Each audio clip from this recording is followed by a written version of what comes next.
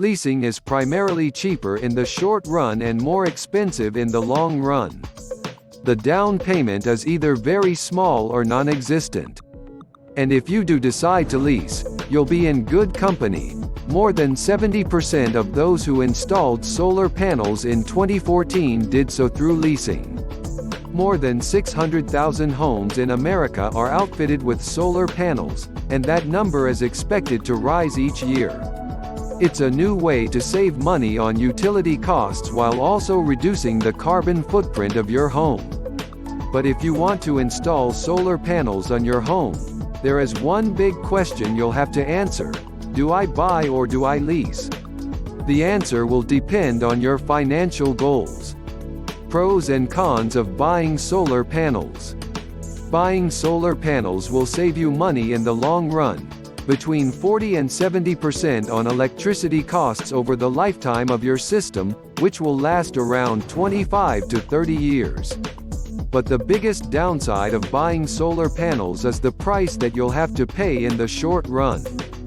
For example, an average-size home that requires 600 kilowatt-hours per month would need a 5-kilowatt solar panel system. An outright purchase for that system could cost, on the cheap end, $15,000, and on the expensive end, the right system could cost as much as $30,000. If you like the latest energy-saving technology and knowledge, please follow our channel. The high initial cost of buying a solar panel can be offset somewhat with the right accounting.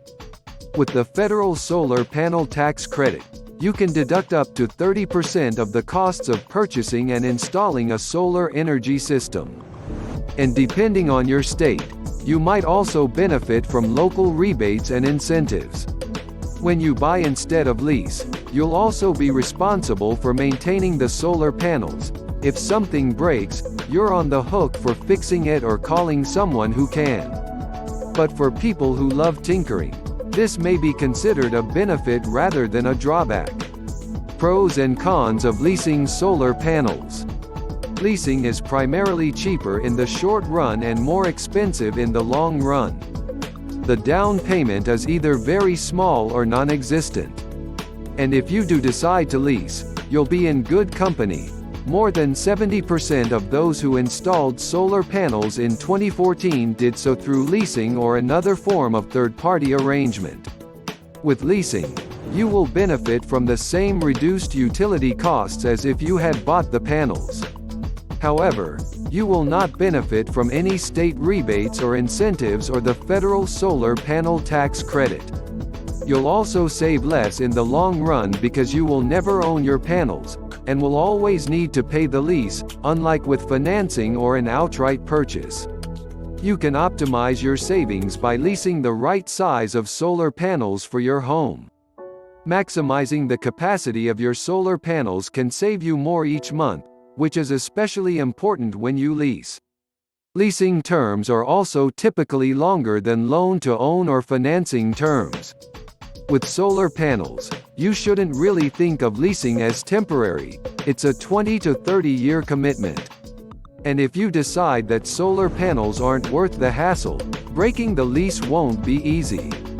There is one advantage that leasing has over buying. When you lease, you are not responsible for the maintenance of the solar panels. If something breaks, you don't need to know how to fix it, but you will have to be happy waiting for the company that owns the panels to come out and make the necessary repairs. So, buy or lease. In most situations, buying will be a better financial decision than leasing.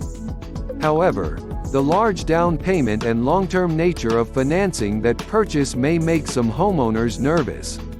Outfitting a home with solar panels is a huge investment, and there are a number of other factors, like maintenance, or renovations to create a suitable surface for the panels, that could raise that cost.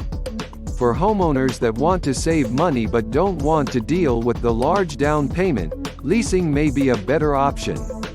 If you like the latest energy-saving technology and knowledge, please follow our channel.